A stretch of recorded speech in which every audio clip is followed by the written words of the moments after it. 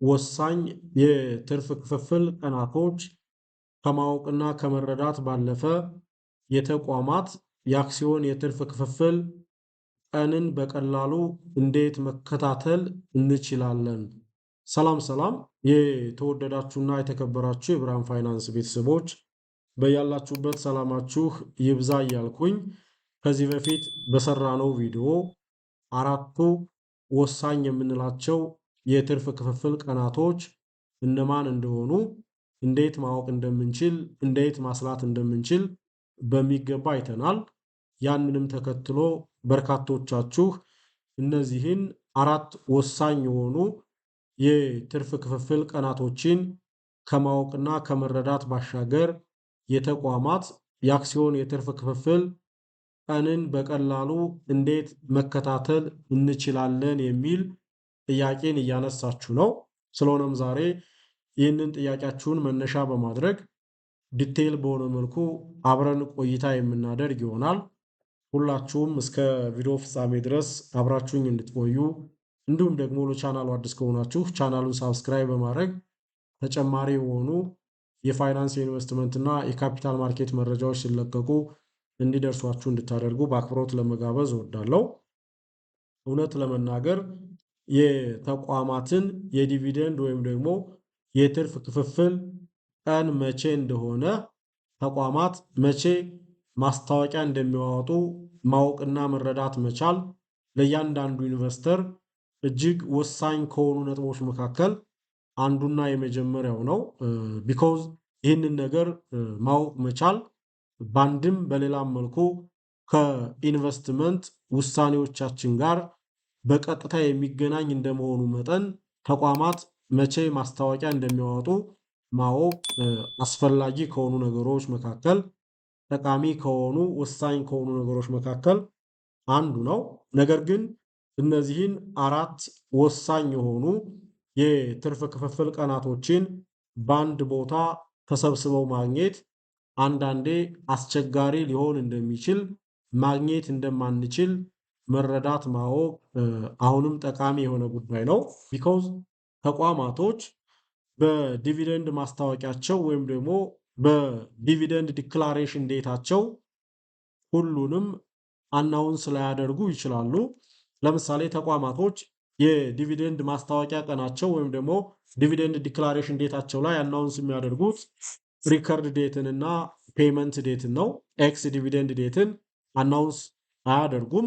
ቢኮዝ ኤክስ ዲቪደንድ ዴትን ዲተርማይን ማድረግ ያለብን እኛ ኢንቨስተሮች ራሳችን ነን። ይህንን ዲተርማይን ለማድረግ ደግሞ የስቶክ ኤክስቼንጁን ሴትልመንት ዊንዶ መረዳት፣ ሴትልመንት ዊንዶውን ከተረዳም በኋላ ሪከርድ ዴቱ ሲቀነስ ሴትልመንት ዊንዶ አድርገን ኤግዛክት የሆነውን ኤክስ ዲቪደንድ ዴት ማስላት ማወቅ ያለብን ራሳችን እንጂ ሁሉም አራቱም ወሳኝ የሚባሉ የትርፍ ክፍፍል ቀናቶች ባንድ ላይ ላናገኛቸው የምንችልበት ሂደት እንዳለ መረዳት አለብን።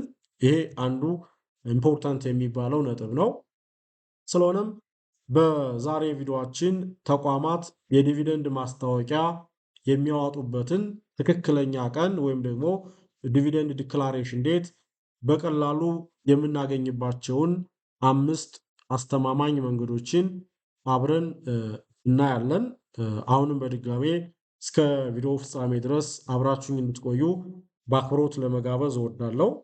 አንደኛውና የመጀመሪያው የተቋማት የዲቪደንድ ማስታወቂያ ቀን ወይም ደግሞ ዲቪደንድ ዲክላሬሽን ዴት መቼ እንደሆነ ትክክለኛ የሆነ መረጃ የምናገኝበት የመረጃ ምንጫችን የተቋማት የራሳቸው ኦፊሴላዊ ዌብሳይት እንደሆነ መረዳት ይኖርብናል። ስለዚህ የእነዚህን ተቋማት ኦፊሴላዊ ዌብሳይት በመጎብኘት ኦፍሳይታቸው ላይ ኢንቨስተር ሪሌሽንሽፓቸውን በማየት የዲቪደንድ ማስታወቂያ ቀናቸው መቼ እንደሆነ ማወቅና መረዳት የምንችልበት መንገድ እንዳለ ልንረዳ ይገባናል። ለምሳሌ በኢትዮጵያ የሰነደ መዋዕለ ንዋይ ገበያ ሊስት የተደረጉ ተቋማት በዌብሳይታቸው ላይ ኢንቨስተር ሪሌሽንሽፕ የሚል ወይም ደግሞ ኒውስ የሚል አንድ ዊንዶ አለ።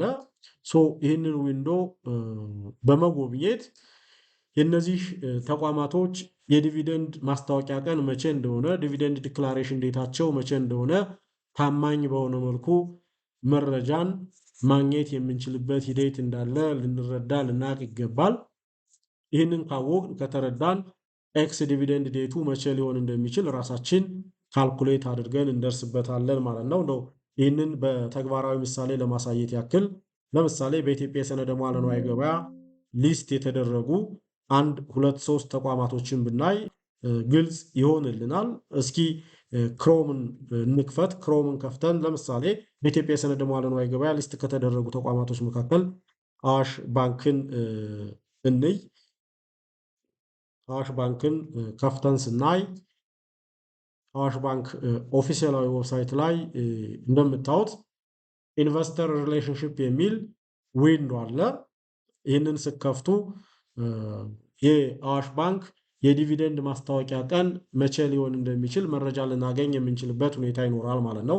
እዚህ ኢንቨስተር ሪሌሽንሽፕ ዊንዶ ላይ ምን ነገሮች አሉ እንደምታዩት ሼር ሆልደር አኑዋል ሪፖርት አለ፣ ፕሮስፔክተስ አለ፣ ኮርፖሬት አናውንስመንት አለ፣ ዲቪደንድ አናውንስመንት አለ፣ ስቶክ ኢንፎርሜሽን አለ፣ ሼር ሆልደር ኢቨንትስ አለ። ስለዚህ ዲቪደንድ አናውንስመንት የሚለውን ክሊክ በማድረግ ምናልባትም የአዋሽ ባንክ የዲቪደንድ ማስታወቂያ ቀን ዲቪደንድ ዲክላሬሽን ዴት መቼ እንደሆነ መረጃ ልናገኝ የምንችልበት ሂደት እንዳለ ማወቅ መረዳት ይኖርብናል። ስለዚህ የበጀት ዓመቱ ካለፈ በኋላ ፔሪዮዲካሊ ኦፊሻል ዌብሳይታቸው ጋር በመምጣት ኢንቨስተር ኤንድ ሪሌሽንሽፕ የሚለው ዊንዶ ጋር መተን ዲቪደንድ አናውንስመንትን ቼክ እያደረግን አናውንስ መደረጉ አለመደረጉን ማወቅ የምንችልበት ሂደት እንዳለ ልንረዳ ይገባል። ስለዚህ አንደኛውና የመጀመሪያው ታማኝ ምንጭ የተቋማቶች የራሳቸው ዌብሳይት እንደሆነ ልናቅ ልንረዳ ይገባናል። የሌሎችንም ብናይ ዘሴም ነው። ለምሳሌ ቴሌኮምን ብናይ እሱም ዘሴም እንደምታዩት እዚህ ጋር ኢንቨስተር ሪሌሽንሽፕ የሚል ዊንዶ አለው። ይህንን ስንከፍት ስለ ዲቪደንድ አዲስ ነገር ካለ መረጃዎችን ማግኘት የምንችልበት ሂደት አለ ማለት ነው። የቴሌኮም ደግሞ እንደምታዩት ኒውስ በሚል ነው ያስቀመጠው። አዋሽ ባንክ ያስቀመጠው ዲቪደንድ አናውንስመንት በሚል ነበር። ቴሌኮም ደግሞ ኒውስ በሚል ነው። ስለዚህ ስለ ዲቪደንድ መረጃን ስትፈልጉ የቴሌኮም የዲቪደንድ ማስታወቂያ ቀን ዲቪደንድ ዲክላሬሽን ዴቱ መቼ እንደሆነ ማወቅ ስትፈልጉ ከዚህ ጋር በመምጣት ክሊክ እያደረጋችሁ አዳዲስ መረጃዎችን ማግኘት የሚችሉበት ሂደት እንዳለ መረዳት ይኖርብናል። የአባይንም ብናይ የአባይ ባንክንም ብናይ ዘሴም የሱንም እናገኛለን ማለት ነው። የሁሉንም ተቋማቶች የአቢሲኒያንም የገዳንም ብታው ይኖራል። እዚህ ጋር እንደምታዩት አባይ ባንክም ኢንቨስተር ሪሌሽንሽፕ የሚል ዊንዶ አለው። ከዚህ ዊንዶ መካከል እንደምታዩት ፕሮስፔክተስ አለ፣ አኑዋል ሪፖርት አለ፣ ሼር ሆልደር ኢቨንትስ አለ፣ ዜን ፐብሊክ ኖቲስ አለ። ማስታወቂያ ነው እንግዲህ እንደምታዩት። ይህንን ከፍታችሁ ስለ ዲቪደንድ ምን አዲስ ነገር እንዳለ የተቋሙ የዲቪደንድ ማስታወቂያ ቀን ዲቪደንድ ዲክላሬሽን ዴት መቼ እንደሆነ መረዳት ማወቅ የምንችልበት ሂደት እንዳለ አንደኛ በዚህ መልኩ መረዳት መረጃዎችን ማግኘት እንደምንችል ማወቅ መቻል አለብን። ይሄ አንደኛውና የመጀመሪያው ታማኝ የመረጃ ምንጭ እንደሆነ ልንረዳ ይገባል። ሁለተኛው የተቋማት የራሳቸው ኦፊሻል ሚዲያ ገጽ ነው። ለምሳሌ የተቋማቶቹ የራሳቸው ቨሪፋይድ የሆነው የቴሌግራም እና ፌስቡክ ገጽን በመከታተል የእነዚህ ተቋማቶች የዲቪደንድ ማስታወቂያ ቀናቸው ዲቪደንድ ዲክላሬሽን ዴታቸው መቼ እንደሆነ መረጃን ማግኘት የምንችልበት መንገድ አለ። ተቋማት በፍጥነት ለሕዝብ ለመድረስ ሲሉ ቴሌግራምን እና ፌስቡክን በስፋት ይጠቀማሉ። ስለሆነም እኛ የተቋማቱን የተረጋገጡ ቢኮዝ በስማቸው ቨሪፋይድ ያልሆኑ ያልተረጋገጡ የሶሻል ሚዲያ ገጾችም ሊኖሩ ስለሚችሉ የተረጋገጠውን ገጽ በመከታተል የዓመቱን የትርፍ መጠን የዲቪደንድ ማስታወቂያ ወዲያውኑ ለማግኘት በጣም ቀላል ከሚባሉ መንገዶች መካከል ይህንንም መጠቀም የምንችልበት መከተል የምንችልበት ሂደት አለ ማለት ነው። ስለዚህ የተቋሙን የቴሌግራም እና የፌስቡክ ገጾችን ቨሪፋይድ የተደረጉ ገጾችን በመከታተል የዲቪደንድ ማስታወቂያ ቀናቸው ወይም ደግሞ ዲቪደንድ ዲክላሬሽን ዴታቸው መቼ እንደሆነ በሁለተኛ ደረጃ ልናቅ የምንችልበት መንገድ እንዳለ ልንረዳ ይገባል። ሶስተኛው የካፒታል ማርኬት ፕላትፎርሞች ራሳቸው ናቸው። ለምሳሌ ኑዋይ አፕሊኬሽን ማለት ነው። የኢትዮጵያ የካፒታል ማርኬት ወደፊት እያደገ ሲመጣ እንደ ኑዋይ ያሉ አፕሊኬሽኖች የሁሉንም ሊስት የተደረጉ ድርጅቶች መረጃ የሚሰበስቡበት አንድ የመረጃ ማዕከል ይኖራቸዋል። በዛም አፕሊኬሽኑ ጋር ገብተን የካምፓኒ ፕሮፋይል ወይም ደግሞ ኒውስ የሚል ገጽ ላይ የአክሲዮኖችን መረጃ መከታተል፣ የተቋማት የዲቪደንድ ማስታወቂያ ቀን መቼ እንደሆነ፣ ዲቪደንድ ዲክላሬሽን ዴታቸው መቼ ሊሆን እንደሚችል መረጃን ማግኘት የምንችልበት ሂደት ይኖራል ማለት ነው። ይህንን በሶስተኛ ደረጃ መጠቀም እንችላለን። አራተኛውና ሌላኛው የመረጃ ምንጫችን ሊሆን የሚችለው የሀገር ውስጥ የፋይናንስ ጋዜጦችን መከታተል መቻል ነው። ለምሳሌ እንደ አዲስ ፎርቹን፣ እንደ ሪፖርተር እና እንደ ካፒታል ያሉ ጋዜጦችን መከታተል በእጅጉ የሚመከር ነው። ቢኮዝ እነዚህ ጋዜጦች የተቋማትን ዓመታዊ ስብሰባ እጅግ በጣም በቅርበት ይከታተላሉ፣ ይታደማሉ። በዛም የተቋማት የትርፍ ክፍፍል መጠን ዲቪደንድ ፐርሸር የምንለው እንደተወሰነና ወዲያውኑ ምን ያህል እንደሆነ በዘገባዎቻቸው ሽፋን የሚሰጡ እንደመሆኑ መጠን እነዚህን የሀገር ውስጥ ታማኝ የፋይናንስ ጋዜጦችን በመከታተል የተቋማት የዲቪደንድ ማስታወቂያ ቀን መቼ እንደሆነ፣ ዲቪደንድ ዲክላሬሽን ዴት መቼ ሊሆን እንደሚችል፣ መቼ እንደሆነ በአንድም በሌላም መልኩ መረጃን ማግኘት የምንችልበት ሂደት እንዳለ ልንረዳ ልናውቅ እንችላለን ማለት ነው። በአምስተኛና በመጨረሻ ደረጃ በመረጃነት ልንጠቀመው የሚገባ የኢትዮጵያ ብሔራዊ ባንክ ነው። የኢትዮጵያ ብሔራዊ ባንክ ሪፖርቶችን ልንጠቀም እንችላለን።